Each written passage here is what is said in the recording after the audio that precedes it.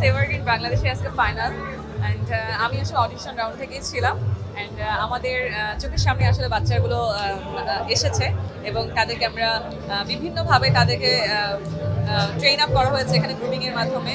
তো এখন আজকে ফ্যাশন শো দেখার পর আমি তো মানে কাউকে ওভাবে চিনতে পারছি না, ওরা যেভাবে এসেছিল তার থেকে অনেক গুণে ডেভেলপ করেছে। সো আমি আসলে হোপফুল যে ওরা বাংলাদেশকে একটা টাইমে রিপ্রেজেন্ট করবে। তারা অভিনয়ে, নৃত্যশিল্পী হিসাবে, গানে প্লাস মডেলিংয়ে অফকোর্স তারা উইন করবে এবং শাইন করবে, বাংলাদেশকে কি বলবো লিড দিবে।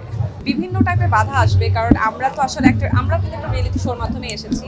তো আমরা আসার পরে কিন্তু প্রচুর পরিমাণে পরিশ্রম করছি এবং টানা লেগে আছি এখন পর্যন্ত। অ্যান্ড এখন পর্যন্ত কাজ করে যাচ্ছি, নতুন নতুন গান করছি।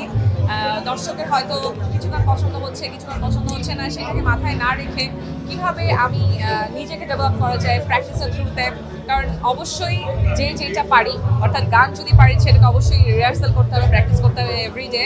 এবং আমি তো শোজ করে থাকি, তো শোর জন্য কিন্তু গলায় অনেক প্রেশার পড়ে।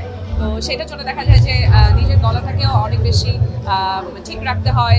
যে কোনো মুহূর্তে উইন্টারে বা গরমে ঠান্ডা লেগে যায়, সো এটা কেয়ারফুল থাকতে হয়। সো নিজেদেরকে সবসময় একটু কি বলবো টেক কেয়ার করতে হয়। তো আর লেগে থাকতে হয়, সবচেয়ে বড় কথা লেগে থাকতে হয়। একটা টাইমে হয়তো বা উইন করা যায় না, কঠিন হয়ে পড়ে, কিন্তু আমরা কিন্তু ওটা নিয়ে কিন্তু বসে থাকবো না। আমি একটা টাইমে ছিল যে আমি অনেক কষ্ট পেয়ে গেছিলাম, যে তখন মনে করছিলাম যে না আমি আর কোনো গান বাজনা করবো না, বা সব কিছু ঠিক আছে কষ্ট পেয়ে। বাট আমি আসলে ভুল ছিলাম, তখন আমি তো আসলে ছোট ছিলাম। তো আমার মনে হয় যে একটা হয়তো বা ভুল থেকে একটা টাইমে শিক্ষা নিব এবং এখন পর্যন্ত শিখে যাচ্ছি, নতুন নতুন অভিজ্ঞতা হচ্ছে, ভালো লাগছে। আসলে যারা অটোটিউনে গান করছে অর্থাৎ অডিও ভার্সনে, তখন দেখা যায় যে তারা আসলে লাইভে ওভাবে কিন্তু পারফর্ম করতে পারছে না। তাদের গলা শুনলে আপনারা বুঝতে পারবেন যে না একটা গানের পরে গলা ভেঙে যাচ্ছে, তারপরে সুরে গেতে পারছে না, সুর নচর হচ্ছে, খুব বেসুরা গাচ্ছে।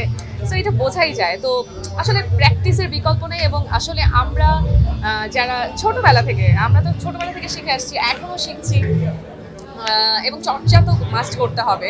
আর অটোটিউন দিয়ে আসলে বেশি দিন টিকে থাকা যায় না। অবশ্যই একটা ব্লেসিং থাকতে হয় এবং প্র্যাকটিস থাকতে হয়, পরিশ্রম করতে হয়।